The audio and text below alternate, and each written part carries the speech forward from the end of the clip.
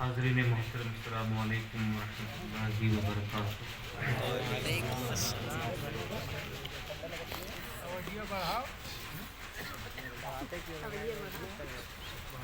نحمده ونصلي ونسلم على رسوله الكريم، اما بعد،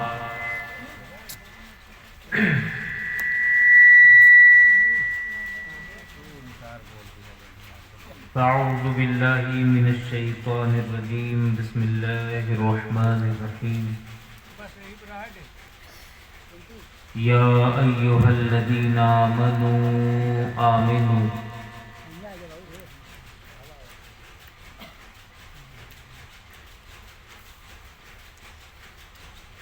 وقال رسول اللہ صلی اللہ علیہ وسلم المرء مع من احب۔ آمنت باللہ صدق اللہ العظیم وصدق رسولہ النبی الامین المکین الکریم ونحن علی ذلک لمن الشاہدین والشاکرین الحمدللہ رب العالمین۔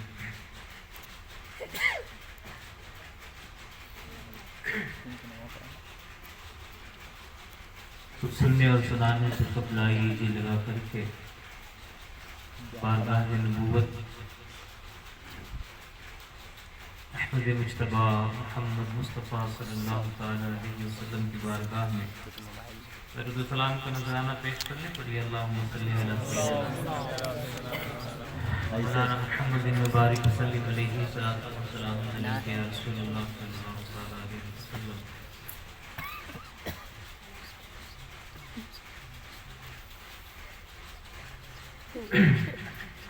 پریشان سے آپ حضرات نعت و منقبت کے اشعار سماعت فرما رہے ہیں۔ میرے دامن میں حضرت مولانا قمر عالم صاحب جیسے اشعار تو نہیں، لیکن دو چار شعر مجھ سے بھی سماعت کر لیں۔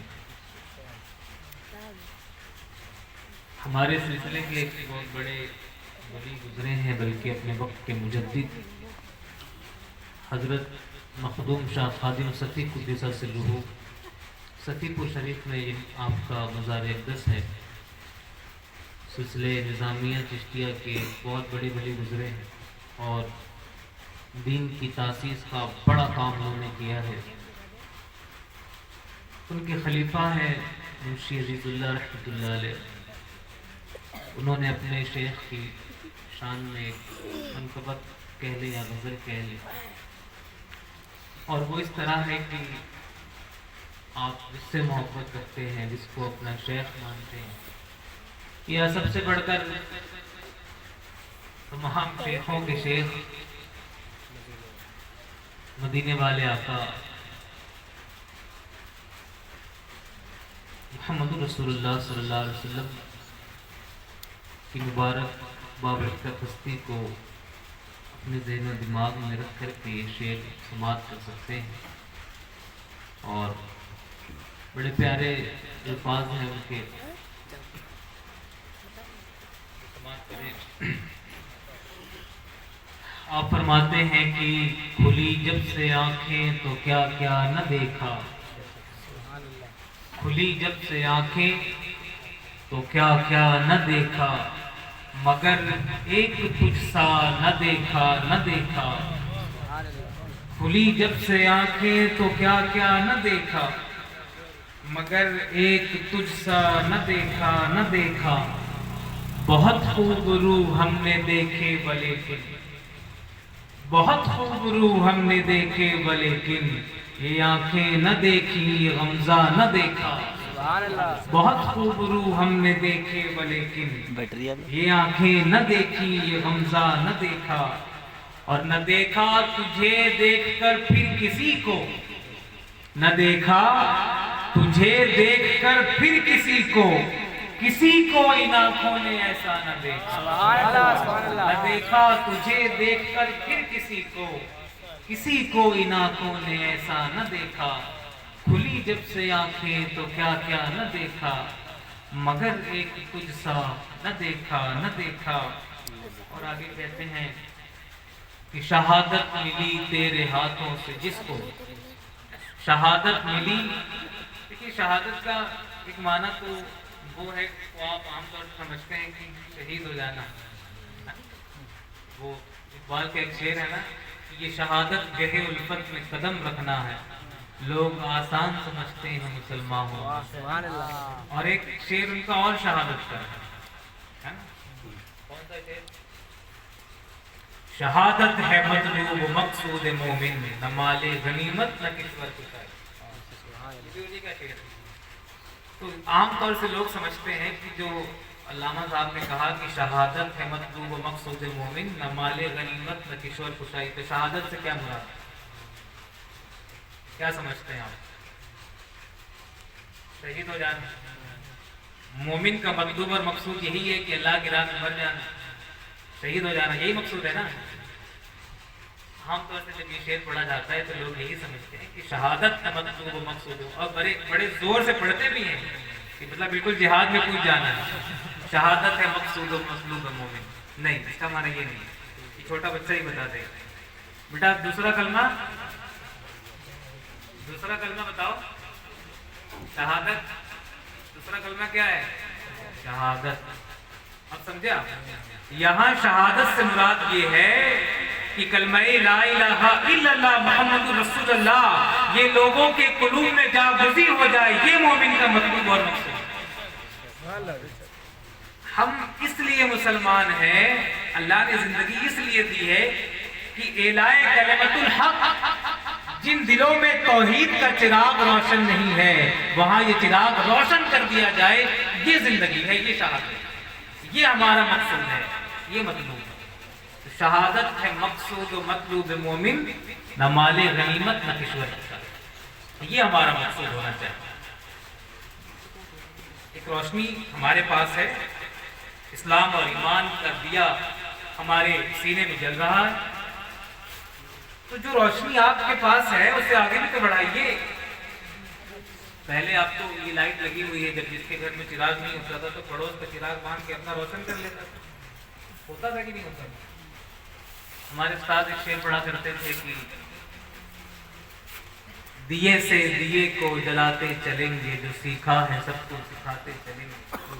اسی طرح اسلام کی جو روشنی، اسلام کا جو دیا آپ کے پاس ہے، اس کی شمع اپنے اندر فروزہ کیجئے، اسے روشن کیجئے، اور اس کی روشنی سے جہاں اندھیرا ہے وہاں بھی اجالا کیجئے، ان کے دلوں میں بھی روشنی پیدا کیجئے. یہ ہمارا مطلوب ہونا چاہیے. ہماری زندگی کا مقصد، میری زندگی کا مقصد تیرے دی کی سرفرازی، میں اسی لیے مسلمان، میں اسی لیے نمازی.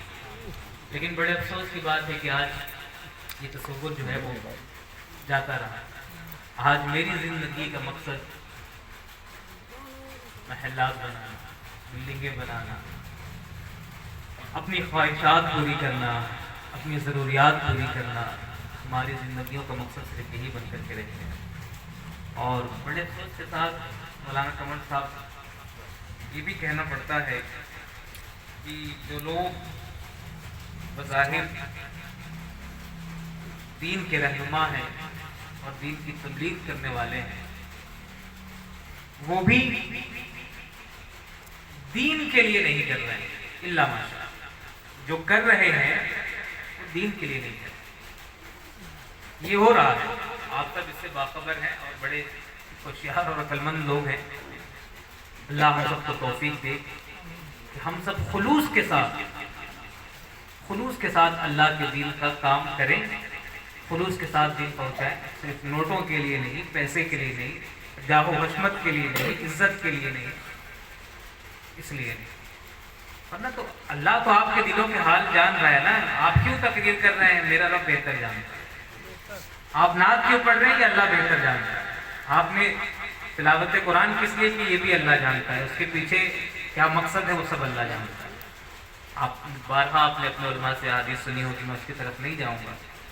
جو آپ نے جس لیے کیا ہے وہ آپ کو یہاں مل گیا، اب وہاں اس کا بدلہ نہ مانگیے. وہاں کچھ نہیں ملے گا. اگر وہاں چاہیے تو صرف اللہ کے لیے، صرف ان کے دین کے لیے، اللہ کے دین کو غالب کرنے کے لیے اگر آپ ایک قدم بھی بڑھاتے ہیں تو اللہ تبارک و تعالیٰ اس ایک قدم بڑھانے کے وجہ آپ کی مغفرت فرما دیتا ہے، آپ کے درجات بلند کر دیتا ہے. لیکن اگر میں اتنے کلومیٹر دور سے چل کر آؤں صرف اس لیے کہ کچھ نذرانہ موٹا ملے، آپ چند حضرات یہاں بیٹھے ہیں، عام طور سے جلسہ جب بہت زیادہ بڑا ہو، اسٹیج بڑا ہو، بینر بھی بڑے لگے ہوں اور 1 لاکھ والا مقرر بھی آیا ہو، ٹھیک ہے، تو پھر یہاں پر جگہ نہ ہو ابھی بیٹھنے کے لیے. یہ اسٹیج چھوٹا ہے، مقرر بھی چھوٹا ہے، تو دراصل جلسے کی کامیابی کی یہ سند ہے ہی نہیں ہے جس کو ہم نے معیار بنا رکھا ہے. اللہ کے نزدیک کون سا جلسہ، کون سی محفل مقبول ہے، اس کا معیار ہم اور آپ طے کریں گے. اللہ تبارک و تعالیٰ کثرت نہیں دیکھتا، تعداد نہیں دیکھتا، بولنے والا کتنا لے کے آیا یہ نہیں دیکھتا، کس لیے آیا ہے یہ دیکھتا ہے. اور بیٹھنے والے چند ہی کیوں نہ ہو، ہم 8 10 20 لوگ ہی بیٹھ کر کے اللہ کا ذکر کیوں نہ کر رہے ہوں، لیکن صرف اس کی رضا کے لیے کر رہے ہیں تو یہ جلسہ اس کی بارگاہ میں مقبول ہو گیا ہے. اگر اس کی رضا کے لیے ہم بیٹھے ہیں تب تو مقبول ہو گیا. ہم سب پڑھنے والے بھی، سننے والے بھی، اور عام طور سے پڑھنے والے تو بیچارے کچھ نہ کچھ سننے ہی آتے ہیں، پھنسے تو ہم لوگ ہوتے ہیں، ہم جیسے لوگ پھنستے ہیں. ہمیں اس کی صفائی کرنے کی ضرورت ہے، ہمیں اپنی نیتوں کو درست کرنے کی ضرورت ہے. اور ایک جملہ آگے بڑھ کے کہہ دوں تو ہمارے جلسوں کا قبلہ درست کرنے کی ضرورت ہے. ہمارے اسٹیج کا، ہمارے جلسوں کا قبلہ گم ہو گیا ہے، اس کو تلاش کریے. یہ قبلہ موبائل سے وہ قبلہ جو ڈھونڈتے ہیں وہاں نہیں ملے گا. یہ مشائخ اور صوفیہ کی بارگاہ میں یہ قبلہ ملا کرتا ہے. ان کی صحبتوں میں بیٹھنے سے باطن کا تزکیہ اور تصفیہ ہوتا ہے، تب اندر سے خلوص پیدا ہوتا ہے. بہرحال ہم دوسری طرف چلے گئے. شہادت سے بات چلی تھی تو کہا کہ شہادت ملی تیرے ہاتھوں سے جس کو، شہادت ملی تیرے ہاتھوں سے جس کو، کبھی اس نے سوئے مسیحا نہ دیکھا. کھلی جب سے آنکھیں تو کیا کیا نہ دیکھا، مگر ایک تجھ سا نہ دیکھا نہ دیکھا. نہ دیکھا تماشا خدائی کا کچھ بھی. یہ شعر تھوڑا سا تصوف کا ہے تو ظاہر پر اسے محمول نہ کریے گا، بات سمجھ میں نہ آئے تو علماء سے بعد میں پوچھ لیجیے گا. نہ دیکھا تماشا خدائی کا کچھ بھی، جن آنکھوں نے اس بت کا نقشہ نہ دیکھا. ہاں، نہ دیکھا تماشا خدائی کا کچھ بھی، جن آنکھوں نے اس بت کا نقشہ نہ دیکھا. اور مکتے کے شعر کو میں، کیونکہ ابھی حضور سیدی سرکار غوث اعظم قدس سرہ کا ماہ مبارک گزرا ہے تو ان کی جانب اس کو میں موو کرتا ہوں، کیونکہ قدم جو ہے غوث اعظم کا بڑا مشہور ہے نا، قدمی ہادہی علی رقبتی کل ولی اللہ، تو قدم بڑا مشہور ہے. تو اس میں قدم کا ذکر ہے تو میں نے ان کی طرف محمول کر دیا ہے. تو مکتے میں کہتے ہیں کہ قدم دیکھ کر شاہ جیلا کے ہم نے، قدم دیکھ کر شاہ جیلا کے ہم نے، عزیز آج تک منہ کسی کا نہ دیکھا. قدم دیکھ کر شاہ جیلا کے ہم نے، عزیز آج تک منہ کسی کا نہ دیکھا. ہمارے بزرگان دین کا قدم ایسا تھا کہ بڑے بڑوں کا منہ ایسا نہ ہو. تو کھلی جب سے آنکھیں تو کیا کیا نہ دیکھا، مگر ایک تجھ سا نہ دیکھا نہ دیکھا. درود پاک پڑھ لیں. اللہم صلی علی سیدنا محمد وبارک وسلم علیہ رسول اللہ صلی اللہ علیہ وسلم. جیسا کہ آپ حضرات جانتے ہیں کہ محترم میرے عزیز جناب ضیاء الحق صاحب کی والدہ محترمہ مرحومہ نبیلہ خاتون کے سال ثواب کے لیے اس محفل کا انعقاد کیا گیا ہے. ہم سب دعا گو ہیں کہ اللہ تبارک و تعالیٰ ان کی خوب خوب مغفرت فرمائے، ان کے درجات بلند فرمائے، انہیں جنت میں اعلیٰ مقام عطا فرمائے، اور ہماری اس چھوٹی سی کاوش کو اپنی بارگاہ میں قبول فرمائے. جو باتیں ہم سب سنیں یا کریں اس میں جو حق بات ہو، اچھی بات ہو، اللہ ان ساری باتوں پر ہمیں عمل کرنے کی توفیق عطا فرمائے. میں نے قرآن مقدس کی ایک آیت کے بس ایک ٹکڑے کی تلاوت کی ہے. جس کے حوالے سے تھوڑی دیر آپ سے گفتگو کروں گا، کیونکہ ٹھنڈ بھی ہے، آپ حضرات بیٹھے ہیں، بس یہی کافی ہے، وقت بھی ہو گیا ہے، تقریباً 11 بجنے کو ہے۔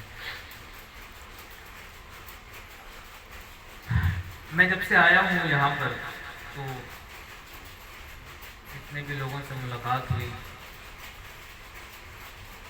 تو جو چیز میرے سمجھ میں آئی، کیونکہ ظاہر سی بات ہے کہ جو علماء کرام آپ کے درمیان ہیں، یہیں کے رہنے والے ہیں، صبح و شام آپ کے ساتھ رہتے ہیں، آپ کی ہر ایک حرکات و سکنات سے واقف ہیں، تو کس چیز کی آپ کو زیادہ ضرورت ہے وہ یہ سمجھتے ہیں، اور آپ ان سے اس کے مطابق اس کو سماعت بھی کرتے ہوں گے اور یہ آپ کی اصلاح بھی کرتے ہوں گے۔ میں نے جو آیت پڑھی ہے قرآن مجید کی، اگرچہ نزول کے اعتبار سے خاص ہے، لیکن حکم کے اعتبار سے تو عام ہے نا۔ اللہ تبارک و تعالیٰ ارشاد فرماتا ہے کہ یا ایھا الذین آمنوا آمنوا، اے ایمان والو ایمان لاؤ۔ آپ جانتے ہیں کہ علماء بھی بیٹھے ہیں، تحصیل حاصل محال ہے، جب کوئی شے پہلے سے آپ کے پاس موجود ہے اور پھر آپ کو اسی چیز کی تحصیل کے لیے کہا جا رہا ہو، اس کا حکم دیا جا رہا ہو، اس کا مطلب ہے کہ پھر وہ چیز کمال اور اتم درجے میں آپ کے پاس موجود نہیں ہے، یا کسی کام کا مطالبہ آپ سے کیا گیا ہو، آپ نے کر لیا ہو، لیکن کامل اور اکمل طریقے سے نہیں کیا گیا ہو، تو اس کام کے دوبارہ کرنے کا مطالبہ کیا جاتا ہے۔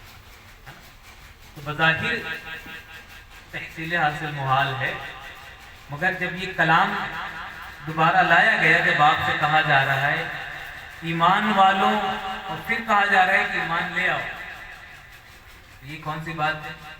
ایمان والے بھی کہا جا رہا ہے، یہ بھی کہا جا رہا ہے کہ ایمان لے آؤ۔ اس کا مطلب ہے کہ ایمان میں کہیں نہ کہیں ضعف ہے، ویکنس ہے، کمزوری ہے۔ جو ایمان اللہ کو مطلوب ہے، اس کے رسول کو مطلوب ہے، جو دین کو مطلوب ہے، وہ ایمان ابھی ہمارے اندر نہیں ہے، وہ ایمان ابھی ہمارے اندر نہیں ہے۔ ضعف ایمان کہ ہم سب شکار ہیں۔ کبھی جب اللہ تبارک و تعالیٰ آزماتا ہے تو ہم اس کی آزمائش کو کچھ اور سمجھ بیٹھتے ہیں، بلکہ اللہ تبارک و تعالیٰ کی بارگاہ میں ہم شکوے کی زبان کھولتے ہیں۔ اللہ آزماتا ہے تو ہم اس آزمائش کو سمجھ نہیں پاتے، پھر یہ کہتے ہیں کہ کیا ہماری ساری زندگی آزمائش سے ہی گزر جائے گی، ایسے ہی چلیے گی؟ اللہ تبارک و تعالیٰ کی آزمائش کے مختلف طریقے ہیں، وہ بندوں کو طرح طرح سے آزماتا ہے، تو اس کو سمجھنے کی ضرورت ہے۔ ایک مثال سورۃ الفجر سے میں آپ کے سامنے رکھ دیتا ہوں۔ اللہ تبارک و تعالیٰ ارشاد فرماتا ہے فَأَمَّا الْإِنسَانُ إِذَا مَا ابْتَلَاهُ رَبُّهُ فَأَكْرَمَهُ وَنَعَّمَهُ فَيَقُولُ رَبِّي أَكْرَمَنِ۔ دیکھیے یہ اللہ خود کہہ رہا ہے کہ جب ہم انسان کو آزماتے ہیں، جب اللہ تبارک و تعالیٰ جب بندوں کا رب انسان کو آزماتا ہے، فَأَكْرَمَهُ، تو وہ اسے عزت دیتا ہے، وَنَعَّمَهُ، اور نعمتیں عطا فرماتا ہے۔ اب وہ نعمت کسی بھی طرح کی ہو سکتی ہے، وہ چاہے مال کی شکل میں ہو، دولت کی شکل میں ہو، علم کی شکل میں ہو، کسی بھی شکل میں ہو۔ تو جب اللہ اپنے بندوں کو آزماتا ہے تو وہ انہیں نعمت دیتا ہے، عزت دیتا ہے، فَيَقُولُ رَبِّي أَكْرَمَنِ، تو بندہ کہتا ہے کہ میرے رب نے مجھے بڑی عزت دی، میرے رب نے مجھے عزت والا بنا دیا۔ اور پھر اگلے ہی ٹکڑے میں اللہ تبارک و تعالیٰ کہتا فرماتا ہے کہ جب ہم اسے دوسرے طریقے سے آزماتے ہیں، آزمائش کا ایک اور طریقہ ہے، وہ کیا ہے؟ فَقَدَرَ عَلَيْهِ رِزْقَهُ، ہم اس کی رزق کو تنگ کر دیتے ہیں، اس کی رزق میں تنگی کر دیتے ہیں۔ صرف کھانے کو 2 وقت کی روٹی میسر ہوتی ہے، بہت زیادہ اس کے علاوہ کچھ نہیں ہوتا، بینک بیلنس نہیں ہوتا، گھر میں کچھ نہیں ہوتا، تھوڑی سی محتاجگی ہوتی ہے، بے سر و سامانی ہوتی ہے، محتاج ہو جاتا ہے آدمی۔ فَيَقُولُ رَبِّي أَهَانَنِ، یہی بندہ کہتا ہے کہ میرے رب نے مجھے ذلیل کر دیا۔ کلا، ایسا ہرگز نہیں۔ اللہ تبارک و تعالیٰ آپ کو آزما رہا، یہ آپ کی آزمائش ہے۔ کسی کو مال دیا، فراوانی کر دی دولت کی، وہ بھی آزمائش میں ہے۔ کسی کے رزق کو تنگ کر دیا، وہ بھی آزمائش میں ہے۔ تو یہ کیا کم ہے کہ اللہ نے آپ کو ان بندوں میں شامل رکھا ہے کہ آپ کو وہ آزما رہا ہے۔ آپ کو جو سب سے بڑی دولت ملی ہے اس روئے زمین پر، وہ اسلام اور ایمان کی دولت ہے۔ ہم اس دولت کو بھول جاتے ہیں اور اس دولت کے لیے اللہ کی بارگاہ میں شکوہ کرتے ہیں جو فنا ہو جائے گی۔ آپ کے حصے کا جو رزق ہے وہ تو آپ کو ملے گا، لیکن اللہ تبارک و تعالیٰ جب آزما رہا ہے تو اس آزمائش پر کھرا اترنا یہی ایمان ہے۔ شکوے کی زبان کھولنا، پھر 10 جگہ جا کر کے یہ کہنا وہ کہنا، پھر یہ آپ نے شکوہ کیا پھر وہی معاملہ ختم ہو گیا۔ شکوہ نہیں کرنا ہے، کہنا نہیں ہے، لوگوں سے در بدر جا کر اس پر ڈٹے رہنا ہے۔ ان الذین قالوا ربنا اللہ ثم استقاموا، جن لوگوں نے کہا کہ ہمارا رب اللہ ہے پھر اس پر ڈٹ گئے۔ یہ جو آپ کہتے ہیں کہ ہمارا رب اللہ ہے، تو اس کے اندر کتنے معنی پوشیدہ ہیں، کبھی اس کے اندر بھی تو جائیے۔ ربنا اللہ، ہمارا رب اللہ ہے۔ رب کہتے کسے ہیں؟ آپ 5 وقت جب بھی نماز میں کھڑے ہوتے ہیں تو کہتے ہیں الحمدللہ رب العالمین۔ تمام تعریفیں کس کے لیے؟ اللہ کے لیے، جو عالمین کا رب ہے، ہمارا تمہارا نہیں، عالمین کا رب ہے، ایک دو عالم کا نہیں۔ وہ رب اسے کہتے ہیں، بالکل ایک سینٹنس میں سمجھ لیں، کہ جو اپنی مخلوق کو، اپنی مربوط کو، اپنے بندوں کو جب جیسی جہاں جس وقت جتنی ضرورت پڑے اتنی ہی مقدار میں اس کی ضرورت کو پوری کرنے والی ذات کا نام رب ہے۔ آپ کی ضرورتوں کو پوری کرنے والی ذات کا نام رب ہے۔ وہ جس کی شان یہ ہے جو آپ سے کہہ رہا ہے کہ وَمَا مِن دَابَّةٍ فِي الْأَرْضِ إِلَّا عَلَى اللَّهِ رِزْقُهَا۔ آپ تو اشرف المخلوقات ہیں، کوئی شے ایسی نہیں ہے زمین پر رینگنے والی، چلنے والی، جس کے رزق کا ذمہ ہم نے نہ لیا ہو ہے۔ لیکن ہم ذرا سی وہ آزمائش کو کھینچتا ہے ڈور تو ہم پریشان ہو جاتے ہیں۔ انہی آزمائشوں پر تو آخرت میں آپ کو اجر ملنا ہے۔ اللہ تبارک و تعالیٰ اپنے بندوں کو سب سے زیادہ محبت کرتا ہے۔ یہ کانسیپٹ سمجھیے گا تھوڑا سا بڑی سنجیدگی کے ساتھ۔ میں تو تقریر جانتا نہیں ہوں، بس تھوڑا بہت جو بول رہا ہوں آپ یہی سن لیں، یہی سب جانتا ہوں میں۔ تو اللہ تبارک و تعالیٰ اپنے بندوں سے سب سے زیادہ محبت کرتا ہے، یہ بارہا آپ سنتے ہیں۔ تو اللہ آپ کو بہترین اجر دینا چاہتا ہے۔ اللہ تبارک و تعالیٰ آپ کو عذاب دینا نہیں چاہتا، اللہ آپ کو جہنم میں ڈالنا نہیں چاہتا۔ اللہ کی یہ مرضی نہیں ہے کہ آپ جہنم میں جائیں، ہاں یہ خواہش نہیں ہے کہ آپ جہنم میں جائیں۔ وہ تو چاہتا ہے کہ آپ اس کی بنائی ہوئی جنت میں آئیے، آپ کا استقبال کیا جائے، جو نعمتیں اس نے آپ کے لیے وہاں تیار کر رکھی اس میں سے کھائیے۔ تبھی تو اس نعمت کے حصول کے لیے سارے راستے آپ کے سامنے کھول کر رکھ دیے، یہ کر لو، یہ کر لو، یہ کر لو، دیکھو جنت کا راستہ یہ ہے۔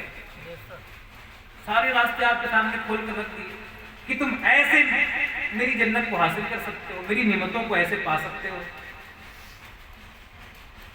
اللہ تبارک و تعالیٰ بندوں کو بہترین اجر دینا چاہتا ہے، وہ چاہتا ہے کہ بندے جنت میں جائیں، اسی لیے وہ دنیا میں آپ پر آزمائشیں اتارتا ہے کہ آزمائش جب ہوں گی تو آپ صبر کریں گے، اللہ کو یاد کریں گے۔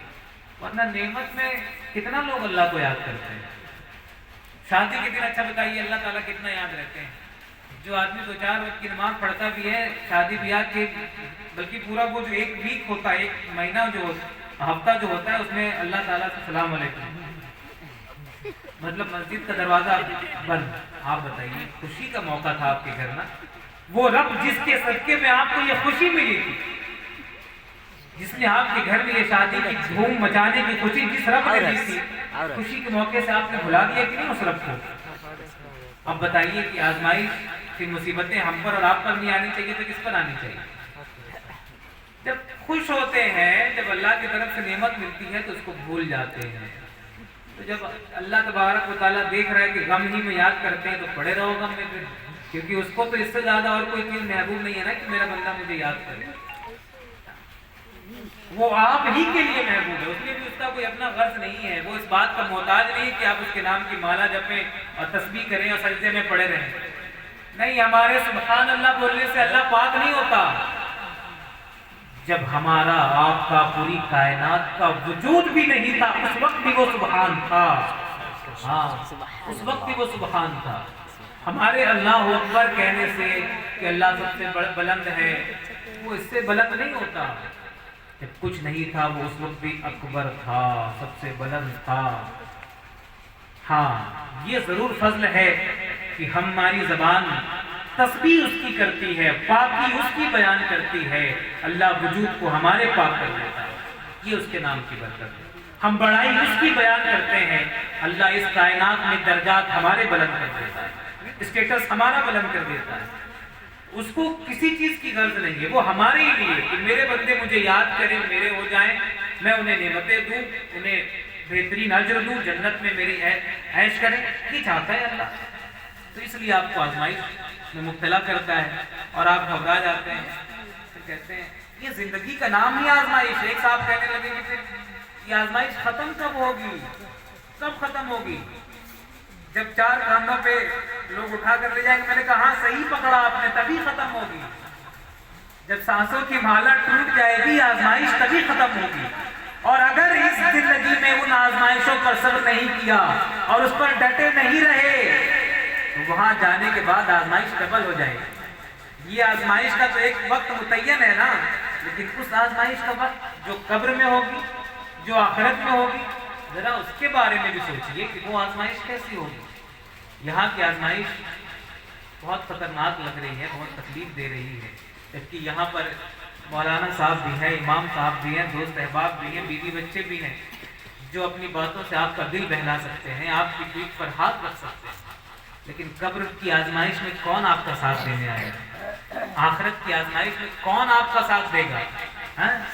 یوم یفر المرء من اخیہ وامہ وبنیہ وصاحبتہ وبنیہ. اس دن تو سب بھاگیں گے ایک دوسرے سے. بلکہ قرآن مجید کی وہ آیت پڑھیے کبھی تو آپ کے رونگٹے کانپنے چاہیے. ہم لوگ دراصل قرآن پڑھتے نہیں تو ایمان کہاں سے پھر ہمارے ایمان میں تو ذوق نہیں رہے گا نا. اللہ تبارک و تعالیٰ قرآن کریم کے بارے میں فرما رہا ہے وَإِذَا تُلِيَتْ عَلَيْهِمُ الْقُرْآنَ زَادَتْهُمْ ایمانا. ہمارے قرآن کی شان یہ ہے کہ جب اہل ایمان کے سامنے اس کی تلاوت کی جاتی ہے تو ان کے ایمان میں اضافہ ہو جاتا ہے. لیکن ہم نے قرآن کو پھر میں اگر صرف قرآن پر گفتگو کروں گا تو بہت وقت نکل جائے گا. ہم نے قرآن کے ساتھ جو کھلواڑ کر رکھا ہے نا، اسے صرف وہ 30 40واں اور سالانہ کی کتاب بنا کر کے رکھ دیا، دعا تعویذ کی ہے نا. وہی علامہ اقبال نے کہا تھا کہ اس کا ترجمہ یہ ہے، مجھے شعر یاد نہیں آ رہا ہے، کہ قرآن کو تمہیں اس کے علاوہ اور کوئی سروکار تمہیں نہیں ہے قرآن سے کہ جب تمہارے بوڑھے کی روح اٹک گئی تو تم یاسین لے کر کے بیٹھ گئے کہ بائے تشکو ترا کارے جزی نیس کیا یاسین ہوں آساب میری، کہ تمہیں اس کی آیتوں سے اس کے علاوہ اور کوئی کام نہیں کہ جب ہمارے یہاں روح کسی کی اٹک جاتی ہے تو لاؤ یاسین پڑھا جائے، روح نکل جائے. اس نے امت کو سمجھاتے ہوئے سخت جملہ کہا اور کہا کہ یار بڑے افسوس کی بات ہے، ہم نے قرآن سے صرف مرنا ہی سیکھا، کاش ہم نے قرآن سے جینا سیکھا ہوتا. یہ تو زندگی بانٹنے والی کتاب ہے. ہم نے قرآن سے صرف مرنا ہی سیکھا کہ موت کے وقت اصحال ثواب کے لیے قرآن، ارے یہ ہدایت کے لیے آئی تھی. تمہیں زندگی جینے کا سلیقہ اور طریقہ یہی کتاب سکھاتی. تمہیں چلنا کیسے ہے، اٹھنا کیسے ہے، بیٹھنا کیسے ہے، اس دنیا پر غلبہ کیسے حاصل کرنا ہے، حکومت کیسے کرنی ہے، تمہاری زندگی کے ایک ایک لمحے کو یہ قرآن تمہیں بتاتی. کیونکہ یہ قرآن کتاب ہدایت ہے، یہ تمہیں گائیڈ کرتی کہ how do you live in this world, کیسے تمہیں اس دنیا میں جینا ہے، کیسے تمہیں زندگی گزارنی ہے. لیکن افسوس کی بات ہے کہ جو قرآن زندگی جینے کا شعور اور طریقہ سکھانے آئی تھی اسے ہم نے گھر میں اتنی اونچائی پر رکھ دیا ہے کہ جہاں ہمارا ہاتھ بھی نہیں پہنچتا۔ بتائیے ہم نے قرآن کے ساتھ یہ کر رکھا ہے کہ نہیں کر رکھا؟ بہت زیادہ جو حافظ حضرات ہوں گے وہ خوش ہو رہے ہیں کہ نہیں ہم تو پڑھتے ہیں، ہے نا؟ کم سے کم رمضان سے ایک دو مہینہ پہلے تو کھول ہی لیتے ہیں کہ آپ بھی قرآن کے ساتھ اس کا حق نہیں ادا کر رہے ہیں حافظ صاحب، آپ بھی پکڑے جائیں گے، کیونکہ قرآن کا صرف اتنا حق نہیں ہے اسے یاد کر لینا، قرآن کے حقوق سن لیجئے۔ قرآن کا سب سے پہلا حق ہے اس پر ایمان لے آنا، اس کے بعد اس کا حق ہے اس کی تلاوت کرنا، اس کو پڑھنا، اسے دل میں اتارنا، اسے سمجھنا، اور سمجھ کر کے اس پر عمل کرنا، اور عمل کرنے کے بعد اس کی تبلیغ کرنا۔ یہ قرآن کے حقوق ہمارے اور آپ کے اوپر ہیں، لیکن ہم نے کیا، ہم یہ حق ادا کر رہے ہیں قرآن کا؟ نہیں ادا کر۔ لوگوں، دوستوں، بزرگوں، چند لوگ ہی ہیں میرے پاس، لیکن ایک آدمی بھی اگر میرا یہ پیغام لے کر کے جائے، قرآن سے زندگی جینے کا سلیقہ سیکھے، قرآن سے زندگی سیکھے، اسے سینے سے لگائے اور اس چیز کو عام کرے، میں سمجھتا ہوں کہ میں تو کامیاب ہو گیا۔ قرآن کو عام کریں۔ ہم اور دیگر کتابیں تو بہت بانٹتے ہیں، لیکن قرآن پڑھنے کے لیے ہم کسی کو نہیں کہتے۔ قرآن ہمارے یہاں تو بھائی قرآن پڑھنا مطلب یہی ہے کہ بس تلاوت کرتے رہیے قرآن کی۔ قرآن پڑھنا یہ نہیں ہے۔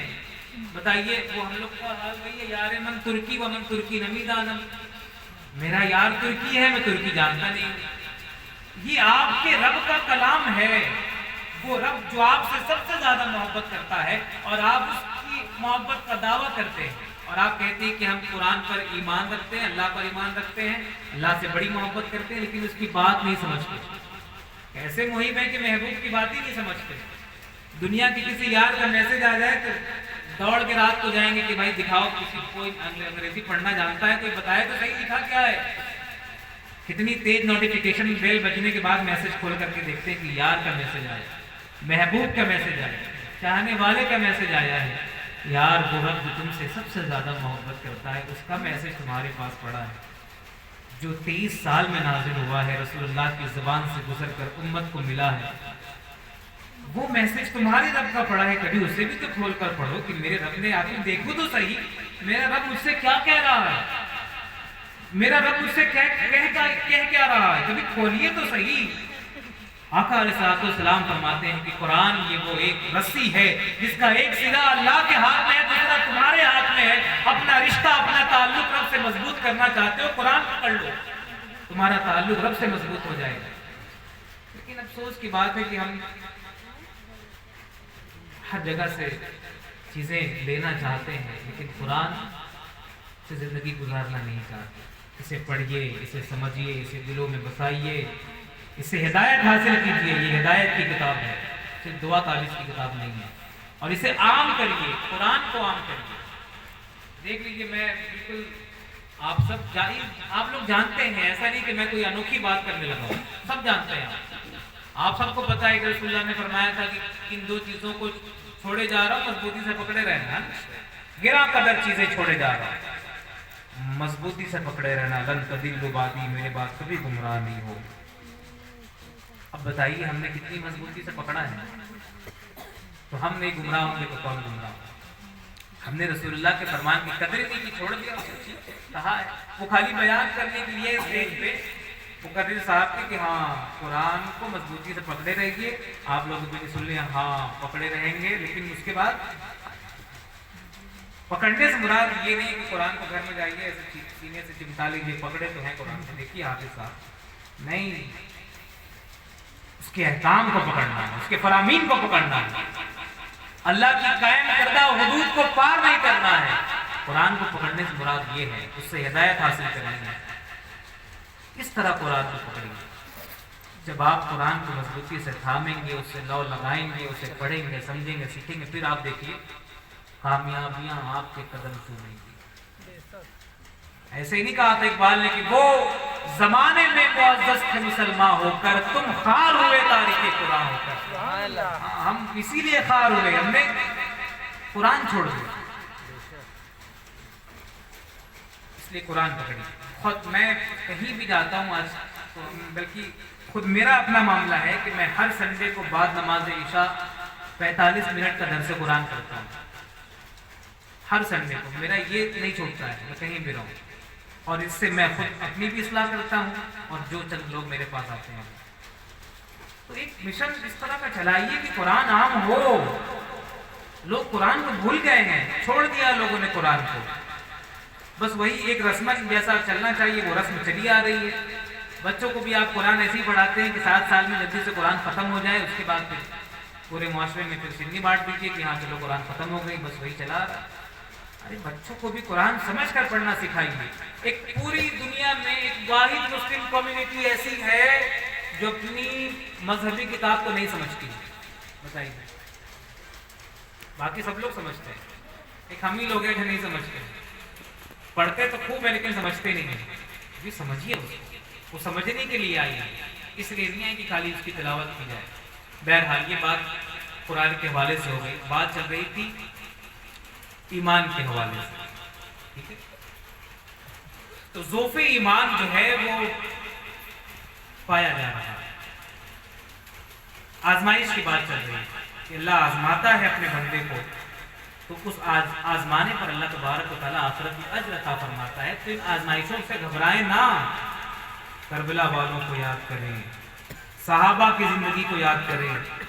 کتنا بھی اگر آپ کے پاس مال کی کمی ہے، تنگ دستی ہے، بے سر و سامانی ہے، لیکن آپ بتائیے کیا صحابہ سے بھی زیادہ بے سر و سامانی ہے؟ فاقہ کرنے والے صحابہ، فاقوں پر زندگی گزر رہی. بلکہ اس سے بڑھ کر بات کہہ دوں، آقا علیہ السلام کی زندگی دیکھ لیجیے. وہ جو ہمارے اور آپ کے نبی ہیں، کونین کے والی ہیں، جن کے ہاتھ میں دونوں جہان کے خزانے ہیں. حدیث پاک پڑھی ہے میں نے، حدیث میں آتا ہے کہ کبھی ایسا نہیں ہوا کہ مسلسل 3 روز حضور کے گھر میں چولہا جلا ہو. اب آپ سوچ لیجیے، آپ کے گھر میں تو روز چولہا جل رہا ہے نا. ہمارے اور آپ کے نبی کے گھر میں کبھی ایسا نہیں ہوا کہ مسلسل 3 روز چولہا جلا ہو. بتائیے انہوں نے شکوہ کیا اللہ کی بارگاہ میں؟ کہ ارے وہ تو رسول تھے، اللہ کے نبی تھے، وہ کیسے شکوہ کرتے؟ تو پھر صحابہ وہ تو امتی تھے. حضرت مصعب بن عمیر کی زندگی دیکھیے، سب سنا ہے آپ لوگوں نے. رسول اللہ نے تنکا کر کے، پیٹ پر پتھر باندھ کر کے، صحابہ بھوکے پیاسے رہ کر، گردنیں کٹا کر، قربانیاں دے کر اس دین کو پھیلایا ہے، ہم تک اور آپ تک پہنچایا ہے. کس لیے؟ ہم ان کی قربانیوں کو یوں ہی کھا جاتے ہیں، خالی بیان کرتے ہیں. نہیں میرے دوستوں بزرگوں، ان کی قربانیوں کو یاد رکھیں. دین قربانی چاہتا ہے آپ سے. ہم لوگ جس وقت میں زندگی گزار رہے ہیں، بہت ضرورت ہے کہ جو جس جگہ ہے، جہاں بھی ہے، اپنے حساب سے دین کی جو بھی تبلیغ کرنا چاہتا ہے وہ کوشش پوری جھونک دے، اپنی قرآن پہنچانے کے لیے پوری کوشش جھونک دے. اگر آپ ایک مدرسے میں بیٹھ کر بچوں کو مکتب میں پڑھا رہے ہیں تو اپنے پڑھانے میں آپ کی ڈیوٹی میں ذرہ برابر بھی کمی نہ آنے کا. ان کو ایسا پڑھائیے کہ پھر ہاں لگے کہ واقعی آپ نے پڑھایا ہے. جو جہاں ہے اپنی ڈیوٹی میں ڈنڈی نہ مارے. بہت ضرورت ہے اس وقت ہمارے معاشرے کو تعلیم کی، صحیح تعلیم کی. اور میں دونوں کی بات کرتا ہوں. ہم دینی تعلیم سے بھی گئے اور دنیا سے بھی گئے. دنیاوی تعلیم کا تو کوئی کانسیپٹ ہی نہیں ہے ہمارے. دنیاوی تعلیم بھی حاصل کریے. ہم جس اسٹیج میں زندگی گزار رہے ہیں، جس ماحول میں، یہاں دونوں کی ضرورت ہے. ہاں دنیاوی تعلیم بھی حاصل کریے. آپ کے 3 بیٹے ہیں، ایک کو آپ اسکول پڑھائیے، اچھا ڈاکٹر انجینئر جو ہو سکتا ہے بنائیے اپنی وسعت کے مطابق. ان ساری چیزوں کی ضرورت ہے اور ان آزمائشوں سے گزر کر یہ سب کرنا پڑے گا. یہ نعرہ غیر قوم دیتی ہے نا؟ کیا بتائیے، شکشا ابھیان کا نعرہ کیا ہے؟ آدھی روٹی کھائیں گے، بچوں کو پڑھائیں گے. بتائیے ہمارے نبی ہماری آیت پیغام دیتی نا، اقرا، ہم لوگ کہتے ہیں اقرا بسم ربک الذی خلق. ہمارے یہاں پہلی آیت ہی نازل ہو رہی ہے تو پڑھنے کی بات کی جا رہی ہے. تو دونوں پڑھیے، دین بھی پڑھیے، دنیا بھی پڑھیے، تب آپ تبلیغ کر سکتے ہیں دین کے صحیح معنی. پڑھائیے، اپنے بچوں کو پڑھائیے. آدھی روٹی کھائیے مگر ضرور پڑھائیے.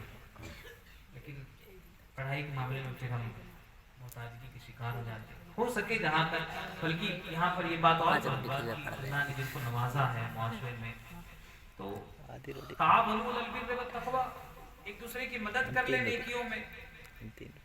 اگر کوئی کمزور ہے تو جو طاقتور ہے اسے پکڑ کے اوپر کیجیے. کیا خیال ہے؟ لیکن ہم لوگ کا حال یہ ہے کہ جو مرتا ہے مرے، بھوکا مر رہا ہے مرے، ہمیں کیا کرنا ہے؟ اس کے بچے نہیں پڑھ رہے ہیں ہم سے، اس سے کیا کرنا ہے؟ ہم لوگ تو سیلفش ہو گئے نا، ہمیں معاشرے سے کوئی مطلب ہے نہیں. تو اللہ نے جسے مال دیا ہے، کل قیامت کے دن اس سے پوچھے گا کہ جس کو نہیں دیا تھا تم نے اس کی مدد کی کہ نہیں کی. یہ سب ہم لوگ اسٹیٹس تو بہت لگاتے ہیں، ساری حدیث سارا دین ہمارا سوشل میڈیا پہ ہے، اسٹیٹس سب لگاتے ہیں کہ اللہ تبارک و تعالیٰ قیامت کے دن کہے گا کہ میں بھوکا تھا تم نے مجھے کھانا نہیں کھلایا، میں پیاسا تھا تم نے مجھے پانی نہیں پلایا، میں بے لباس تھا تم نے مجھے لباس نہیں دیا. یہ سنی ہے نا ابھی؟ آپ سب لوگ اسٹیٹس بھی لگاتے ہیں، میں دیکھتا رہتا ہوں. کیا خیال ہے؟ پھر یہ صرف یہ اس کا امپلیمنٹ ہونا چاہیے کہ نہیں، یہ اپلائی ہونا چاہیے کہ نہیں؟ جو جس کے پاس ہے یار، یہ نہیں کہتا کہ آپ 1000 2000 5000 سے مدد کر لیں اور خاموشی کے ساتھ کر رہے ہیں. اس سے بڑا مسئلہ یہ ہو جاتا ہے کہ پھر پورے محلے میں چندہ کرتے ہیں کہ فلاں کی لڑکی کی شادی کروانی ہے، اب آپ نے اس کو ذلیل کر دیا، اس کی غربت کا آپ نے مذاق اڑا دیا. اس طرح کریے کہ کان و کان کسی کو خبر نہ ہو. ہاں، وہ جتنے لوگ اس میں ہوں، انصار بن جائیے آپ. رسول اللہ نے مہاجرین کو انصار کے حوالے کیا تھا. یہ کیا پیغام ہے؟ جن کے پاس ہے، جن کے پاس نہیں ہے وہ ان کی مدد کرے. کسی بھی اعتبار سے جو کمزور ہے آپ کے معاشرے میں، اللہ نے جس کو دیا ہے 10 روپے سے آپ مدد کر سکتے ہیں، کریں، لیکن کریں. میں ابھی احباب میرے پاس بیٹھے تھے، میں انہیں غوث اعظم کا ایک قول سنا رہا تھا. حضور غوث اعظم نے فرمایا کہ کسی بھوکے کے پیٹ میں ایک لقمہ ڈالنا. سن لیجیے میری بات بڑے غور سے، میری نہیں غوث اعظم کی بات ہے. حضور غوث اعظم فرماتے ہیں کہ کسی بھوکے کے پیٹ میں ایک لقمہ ڈالنا 1000 جامع مسجد بنانے سے بہتر. یہ میں نہیں کہہ رہا ہوں. اب صرف اتنے پہ بس نہیں کیا، آگے کہا کہ خانہ کعبہ پر غلاف چڑھانے سے بھی افضل ہے. اور صرف اتنے پہ بھی نہیں رکے، آگے اور کہا کہ ننگی تلوار لے کر جہاد کرنے سے بھی افضل ہے. کسی بھوکے کے پیٹ میں ایک لقمہ ڈالا. آپ نے بارہا پڑھا ہوگا، ارائیت الذی یکذب بالدین فذلک الذی یدع الیتیم ولا یحض علی طعام المسکین فویل للمصلین الذین هم عن صلاتهم ساہون. کیا سمجھتے ہیں آپ اس آیت سے؟ آپ نمازیں خوب پڑھتے ہیں، پیشانی سیاہ ہو گئی سجدے کر کر کے، لیکن کبھی کسی کی مدد نہیں کی، کبھی بھوکے کو کھانا نہیں کھلایا، کبھی کسی ضرورت مند کی ضرورت پوری نہیں کی. اللہ کیا کہہ رہا ہے؟ فویل للمصلین. کس کے لیے؟ جو مسکینوں کو کھانا کھلانے پر نہیں ابھارتا ہے، یتیموں کو دکھ پہنچاتا ہے. 2 باتیں بتا دی، باقی اسی پر قیاس کر لیجیے. کہنے کا مطلب یہ ہے کہ خدمت خلق کا کانسیپٹ اللہ تبارک و تعالیٰ آپ کو دے رہا ہے یہاں سے، کہ اگر آپ صرف سجدوں میں پڑے رہتے ہیں اور آپ کے پاس اتنی وسعت ہے کہ آپ کسی کی مدد کر سکتے ہیں، تو اگر نہیں کرتے تو ایسے نمازیوں کے لیے بربادی ہے، خرابی ہے، جہنم ہے. قرآن کہہ رہا ہے، میں نہیں کہہ رہا. تو صاحب نماز بھی پڑھیے، سجدے بھی کریے، حقوق اللہ حقوق العباد دونوں کو لے کر کے چلیے. اگر صرف حقوق اللہ ادا کر رہے ہیں تو حقوق العباد میں قیامت کے دن پکڑے جائیں گے، اور جو لوگ صرف حقوق العباد ہی ادا کر رہے ہیں، یہاں سے غائب ہیں، تو وہ بھی پکڑے جائیں گے. الایمان بین الخوف والرجاء. ایمان خوف اور امید کے درمیانی حصے کا نام ہے. بیلنس لے کر کے چلیے، حقوق اللہ بھی ہو، حقوق العباد بھی ہو. تو غوث اعظم نے کہا کہ ایک لقمہ ڈالنا. اگر آپ کہیں کہ ہمارے پاس تو نہیں ہے، تو انہوں نے پیٹ بھر کے نہیں کہا، یہ بھی نہیں کہا پوری بریانی کھلائیے. کیا کہا؟ ایک لقمہ ڈالنا. آپ کچھ کسی کو نہیں کھلا سکتے، 5 روپے کا بسکٹ تو کھلا سکتے ہیں کہ نہیں؟ یہ کھلا دیجیے جتنی آپ کی وسعت ہے. اللہ نے اہل ایمان کی، متقین کی، قرآن سے ہدایت حاصل کرنے والوں کی جہاں پر تعریف کی ہے، بتایا ہے، خوبیاں گنوائی ہے. وہ کیا کہا سورہ بقرہ پڑھیے، ھدی للمتقین الذین یؤمنون بالغیب ویقیمون الصلاۃ ومما رزقناہم ينفقون، کہ وہ نماز بھی قائم کرتے ہیں اور اس کے ساتھ یہ رزقناہم ينفقون، یہ کیا اللہ اپنے لیے کرواتا ہے؟ اس کو ضرورت ہے آپ کے پیسے کی، 2-4 لاکھ دیجیے، اللہ تعالیٰ بلڈنگ بنوائے گی، کس کے لیے؟ ایک صفت حقوق اللہ کی ہے، دوسری حقوق العباد کی ہے. اور پھر پورا قرآن پڑھیے نا، اقیموا الصلاۃ وآتوا الزکاۃ، اقیموا الصلاۃ وآتوا الزکاۃ. حافظ آپ کتنے بار آیا قرآن میں بتا سکتے ہیں؟ یہ دونوں ایک ساتھ لفظ زیادہ تر مقامات پر ساتھ میں ہیں. نماز اللہ کے لیے، زکوٰۃ کس کے لیے؟ بندوں کے لیے. کیوں اللہ نے لازم ملزوم دونوں کو ایک ساتھ رکھا ہے؟ حقوق العباد بھی کریے، حقوق اللہ بھی کریے، دونوں کو لے کر چلیے تب کامیابی ملے گی. صرف اللہ کی تسبیح باندھنے سے کامیابی نہیں ملے گی. ہاں، اس کو یاد رکھنے کے ساتھ اس کے بندوں کو فائدہ پہنچائیے. نبی کریم صلی اللہ علیہ وسلم نے فرمایا خیر الناس من ينفع الناس، تم میں سب سے بہتر وہ ہے جو لوگوں کے لیے سب سے زیادہ نفع بخش ہے. بلکہ حدیث قدسی میں تو اللہ تبارک و تعالیٰ نے فرمایا کہ تمام مخلوق اللہ کی عیال ہے. الخلق کلہ عیال اللہ، تمام مخلوق اللہ کی عیال ہے، اس کا کنبہ ہے. اور ان تمام مخلوق میں اللہ کے نزدیک سب سے زیادہ محبوب وہ ہے جو اللہ کی مخلوق کو سب سے زیادہ فائدہ پہنچانے والا. یہ نہیں کہا وہ سب سے زیادہ تسلیم کھانے والا ہے وہ اللہ کا سب سے زیادہ محبوب نہیں. اس کا آپ اگر میں یہ کہتا ہوں تو یہ مت سمجھا کریے کہ میں یہاں پر معاذ اللہ عبادت کی سجدوں کی کوئی وہ کر رہا ہوں. نہیں، بالکل اس کی اپنی حیثیت ہے، اللہ کی یاد کی اپنی حیثیت ہے، لیکن دونوں کو لے کر خوب سجدے بھی کیجیے، خوب اللہ کو یاد بھی کریے اور اپنے بھائیوں کی مدد بھی کریے. جیسے بن پڑے ویسے کیجیے. آزمائش تو سب پر رہے گی، آج اس پر ہے، کل اس پر ہے، کل اس پر ہے، کل اس پر ہے. کیوں؟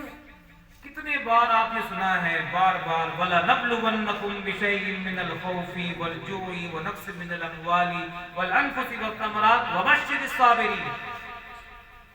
یہ لام تاکید کا صیغہ ہے، ضرور ضرور آزمائیں گے. وَلَنَبْلُوَنَّكُمْ، ضرور ضرور آزمائیں گے. بچو گے تو نہیں. جگہ جگہ کہہ رہا ہے أَفَحَسِبْتُمْ أَنَّمَا خَلَقْنَاكُمْ عَبَثًا وَأَنَّكُمْ إِلَيْنَا لَا تُرْجَعُونَ. بیکار نہیں پیدا کیا، کسی مقصد کے تحت پیدا کیا. آزمائے جاؤ گے، آزمائش ہوگی، لیکن ان آزمائشوں پر جو کھرا اترے گا، ڈٹے رہے گا، ایمان سلامت رکھے گا، اللہ کی ذات پر یقین مضبوط رکھے گا. کیوں؟ اس نے کہا ہے وَمَن يَتَّقِ اللَّهَ يَجْعَل لَّهُ مَخْرَجًا وَيَرْزُقْهُ مِنْ حَيْثُ لَا يَحْتَسِبُ. جو اللہ کا تقوی اختیار کرے گا اللہ اس کے لیے راہیں ہموار کرے گا، خواہ وہ دنیا کی راہ ہو یا آخرت کی راہ ہو. ہم تقوی اختیار کرتے ہیں اور چاہتے ہیں کہ سب کچھ ہمیں مل جائے. اپنے اعمال کے لحاظ سے اگر ہم دیکھیں جو امیدیں ہم اللہ سے لگائے ہوئے ہیں تو ذرا سا اپنے آپ کا محاسبہ کریے کہ ہم کیا کر رہے ہیں. اگر اللہ ہمارے اعمال کی بنیاد پر اپنی نعمتیں ہم پر اتارے تو نعمتیں اتریں گی کہ عذاب اترے گا؟ بتائیے. اپنے اعمال کا ذرا سا جائزہ لیجئے، پھر اپنی جنت الفردوس والی دعاؤں کو بھی دیکھ لیجیے کہ آپ کس کے قابل ہیں. ہاں، اپنے اعمال کا جب جائزہ لیں گے تو پھر وہ دعا مانگنے میں شرم آئے گا. اس لیے بالکل دعا مانگیے، لیکن اپنے اعمال میں اپنی روزمرہ کی زندگی میں تبدیلی لائیے، چینجنگ لائیے. کچھ محنت مشقت اللہ کے دین کے لیے بھی کریے، کچھ کوشش اس کے لیے بھی کریے جس کے لیے پیدا کیے گئے. ٹھیک ہے؟ تو آزمائشیں آئیں گی، جو اس پر صبر کرے گا تو اس کے لیے اللہ نے فرمایا کہ خوشخبری اس کے لیے ہے جو صبر کرنے والا ہے. الذین اذا اصابتهم مصیبۃ قالوا انا للہ وانا الیہ راجعون. یہ ایمان والوں کی پہچان ہے کہ جب ان پر کوئی مصیبت آتی ہے تو وہ یہ کہتے ہیں کہ ہم اللہ ہی کے لیے ہیں اور اسی کی طرف پلٹ کر کے جانا ہے.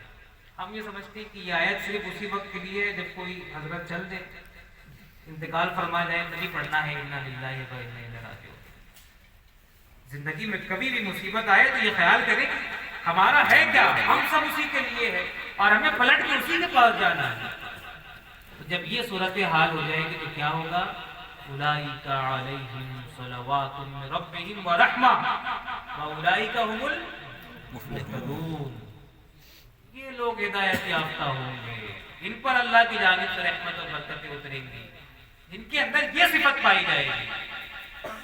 ہم ذرا سے پریشان ہوئے، ہائے اللہ کو ہمیں ملے پوری زمین پر سب سے زیادہ مظلوم ہمیں بنا دیا، ساری مصیبت میرے گھر میں اترتی ہے، میرے ساتھ ایسا ہوتا ہے، ہمارے گھر گرا ہوا ہے۔ حضرت جناب شیخ سعدی ایک مجلس سے نکلے، باہر نکلے تو چپل غائب، یہاں پہ ہوتی ہوگی مسجد سے، تو بزرگ آدمی تھے، اللہ کا ذکر و اذکار کرتے تھے، نیک بندے تھے، تو چپل نہیں ملی تو اللہ تعالیٰ کی طرف متوجہ ہوئے اور کہنے لگے کہ یا اللہ میری چپل چوری ہوگی، مطلب میں صبح شام تیرا ذکر کروں، تیرا نام لوں اور تیرے دین کا کام کروں اور میری چپل چوری ہوگی، کیا کرتے ہیں، ننگے پیر چلے۔ جب آگے چلے تو دیکھا راہ کے کنارے پر ایک شخص بیٹھا ہے جس کے دونوں پاؤں نہیں ہیں، جب اس کی طرف نظر کی پھر اللہ کی طرف متوجہ ہوئے کہ مالک تیرا بہت بہت شکر ہے، میری تو صرف چپل غائب ہوئی ہے، اس کے تو پیر ہی نہیں، میرے پیر تو سلامت ہے۔ ارے یار چپل نہیں ہے، پیر ہے، اس کو دیکھو جس کے پاس پیر نہیں ہے۔ ہم دوسروں کی نعمتوں کو دیکھ کر کے پاگل ہو جاتے ہیں کہ اللہ نے اس کو یہ دیا ہے، یہ دیا ہے۔ کبھی رسول اللہ نے فرمایا کہ تم اپنے سے اوپر والوں کو مت دیکھو، اپنے سے نیچے والوں کو دیکھو۔ اگر تم اپنے سے اوپر والوں کو دیکھو گے تو پھر اللہ کی نعمت کو ہمیشہ حقیر جانو گے اور یہ شکوہ کی زبان کبھی بند نہیں ہوگی۔ ہمیشہ اپنے سے نیچے والوں کو دیکھو۔ آپ سائیکل سے چل رہے ہیں تو کار والے کو دیکھ رہے ہیں، نہیں، اس کو دیکھو جو پیدل چل رہا ہے۔ آپ پیدل چل رہے ہیں، اس کو دیکھیے جس کے پاس پیر نہیں ہے۔ نیچے ہم نہیں دیکھتے، اوپر اوپر دیکھتے ہیں۔ جو نعمت اللہ کی آپ کے پاس ہے یہ سمجھ لیجئے کہ میرے رب کی دی ہوئی ہے، اور میرا رب میرے لیے جتنی بہتر چیزیں کر سکتا ہے کوئی اور نہیں کر سکتا۔ ہاں، قرآن کی ایک آخری آیت سن لیجئے پھر میری گفتگو ختم ہے کیونکہ ٹائم بہت زیادہ ہو گیا ہے۔ بڑی پیاری مجھے یہ آیت لگتی ہے، یہ سنیں آپ۔ اللہ تبارک تعالیٰ نے فرمایا وَعَسَىٰ أَن تَكْرَهُوا شَيْئًا وَهُوَ خَيْرٌ لَكُمْ، یہ اپنے ذہن و دماغ میں بٹھائیں گے آیت کہ ہو سکتا ہے کہ جس چیز کو تم اپنے لیے ناپسند کرو، جس چیز کو تم پسند نہیں کرتے، مثال کے طور پر مسکینی، محتاجی، غریبی، کس کو پسند ہے؟ کسی کو نہیں پسند ہے۔ اللہ کہہ رہا ہے کہ ہو سکتا ہے، بلکہ بہت پاسبل ہے کہ جس چیز کو تم اپنے لیے ناپسند کرو وَهُوَ خَيْرٌ لَكُمْ، وہی تمہارے لیے بہتر ہو۔ وَعَسَىٰ أَن تُحِبُّوا شَيْئًا وَهُوَ شَرٌّ لَكُمْ، اور ایسا بھی بہت پاسبل ہے، ہو سکتا ہے کہ تم جس چیز کو پسند کرو اس میں تمہارے لیے برائی ہو، شر ہو۔ ٹھیک ہے، جس چیز کو آپ اچھا سمجھتے ہیں اس میں برائی ہو، جس چیز کو برا سمجھتے ہیں اس میں اچھائی ہے۔ اور آگے کیا تھا؟ وَاللَّهُ يَعْلَمُ وَأَنْتُمْ لَا تَعْلَمُونَ، اور تمہارے لیے کیا خیر ہے کیا شر ہے یہ تم نہیں جانتے، اللہ بہتر جانتا ہے۔ یہ اللہ بہتر جانتا ہے کہ آپ کے لیے کیا بہتر ہے۔ ہم اپنے ذہنوں کے مطابق اور اپنا بنائے ہوا جو ایک کرائٹیریا ہے اس کے مطابق سمجھتے ہیں کہ یہ اچھا ہے، یہ اچھا ہے، یہ اچھا ہے، لیکن اللہ بہتر جانتا ہے کہ آپ کے لیے کیا اچھا ہے کیا برا ہے۔ ٹھیک ہے، تو پریشان ہونے کی ضرورت نہیں ہے، جو اللہ نے آپ کو دیا ہے اس نعمت میں بالکل قرآن کریم اللہ نے کہا کہ صبارین شکور بن جائیے۔ ہاں، صبارین شکور، کبھی اس کو پڑھا آپ نے، سمجھا کیا معنی ہے اس کا؟ صبارین شکور، اللہ کو یہ بندے جو ہے چاہیے، وہ یہ مطالبہ کر رہے ہیں کہ میرے بندوں صبارین شکور بن جاؤ۔ کیسے صبارین شکور کرا، اس کا معنی سمجھ لیجیے۔ صبار کہتے ہیں بہت زیادہ صبر کرنے والے کو، فعال کا صیغہ ہے، مبالغے کا صیغہ ہے۔ شکور فعول کا صیغہ ہے، یہ بھی بہت زیادہ شکر ادا کرنے والے۔ تو اللہ کو بندے وہ چاہیے جو بہت زیادہ صبر کرنے والے بھی ہوں اور بہت زیادہ شکر کرنے والے بھی ہوں۔ ٹھیک ہے، بہت زیادہ صبر کرنے کے لیے بہت زیادہ مصیبتیں چاہیے، بات سمجھ رہے ہیں جی؟ بہت زیادہ صبر کرنے کے لیے بہت زیادہ مصیبتیں چاہیے۔ کہیں ایک دو مصیبت آئی تو تھوڑے صبر کرنے والے ہوئے، اور جس کی زندگی میں قدم قدم پر مصیبت ہے وہی تو صبار ہو سکتا ہے، کیونکہ بہت زیادہ وہ صبر کرے گا۔ تو بہت زیادہ صبر کرنے کے لیے بہت زیادہ مصیبتیں چاہیے، لیکن بہت زیادہ شکر ادا کرنے کے لیے، شاکر ہونے کے لیے، بہت زیادہ تھینکفل ہونے کے لیے بہت زیادہ نعمتیں چاہیے۔ کیا خیال ہے جی؟ نہیں، ایسا نہیں ہے۔ بہت زیادہ صبر کرنے کے لیے بہت زیادہ مصیبتیں تو چاہیے، لیکن اللہ کو جو شکر کرنے والا بندہ چاہیے، شاکر جو مطلوب ہے، تو بہت زیادہ شکر کرنے کے لیے بہت زیادہ نعمتیں نہیں چاہیے۔ جس کے گھر میں بالکل مال بھرا پڑا ہے، دولت ہے، سب کچھ ہے، تو وہ بہت زیادہ شکر ادا کرے تو کیا کمال کیا؟ وہ تو کرے گا ہی، اس کے پاس تو ہے ہی ہے۔ لیکن ایک نعمت ملے، ان مصیبتوں کی آندھی میں، مصیبتوں کی جلتی ہوئی ریت میں ایک نعمت کا قطرہ ٹپک جائے اور اس پر دوڑ کر کے اللہ کا شکر ادا کرے، وہ حقیقت میں شاکر بندہ کہلاتا ہے۔ حقیقت میں شاکر وہ ہے، بہت زیادہ شکر ادا کرنے والا وہ ہے جو ایک نعمت پر بھی دوڑ کر کے اللہ کی بارگاہ میں سجدہ شکر ادا کرے۔ تو اللہ کو یہ بندے مطلوب ہیں، صبار شکور، اور لئن شکرتم لازیدنکم۔ بھول جاتے ہیں ہم سوچتے ہیں کہ اللہ تبارک و تعالیٰ معاذ اللہ کمزور ہو گئے، پہلے لوگوں کو دیتے تھے، اب نہیں دیں گے ہم کو۔ ارے یار، کل قیامت کی جب وہ اپنے انعام آپ پر روشن کرے گا، کھولے گا اور بانٹے گا نا، تو اس دن جن آزمائشوں کے بدلے میں جو نعمتیں وہ دے گا، تو پھر ان نعمتوں کو دیکھ کر آپ تمنا کریں گے کہ کاش ساری زندگی میں جو ایک لمحہ بھی عیش کا پایا وہ کیوں پایا، کاش وہ بھی لمحہ مصیبت میں گزارا ہوتا۔ ہاں، وہ ایسا انعام عطا کرے گا، لیکن ہم آخرت کا تصور ہی کمزور ہے، ایمان ہی کمزور ہے۔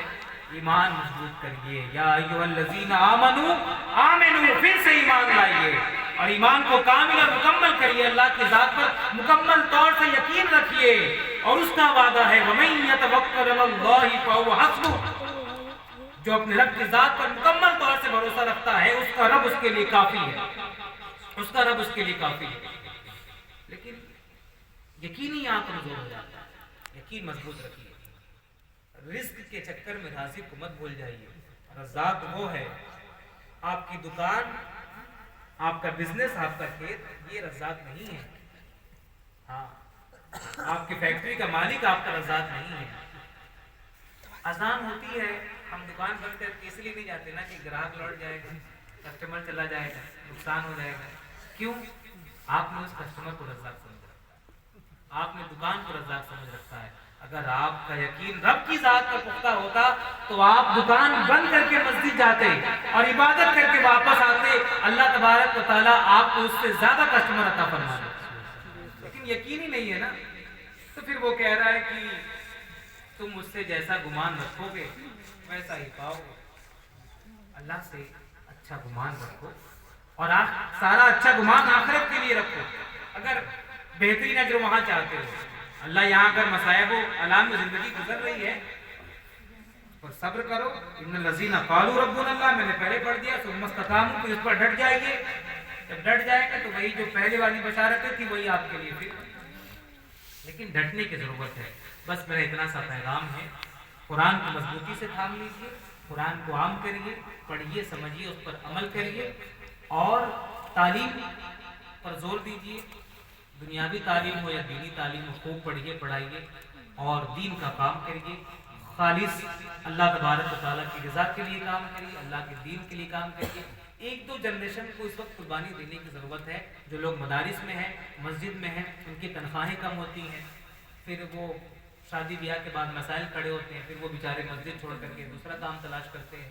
تو ایک دو جنریشن کو ابھی قربانی دینے کی ضرورت ہے، ہمیں مسجد و مدرسے کو تھامے رہنا ہے، کیونکہ یہی سے ہمارے دین کی بقا ہے، یہی سے لوگ دین سیکھتے ہیں، یہی سے لوگ دین جانتے ہیں۔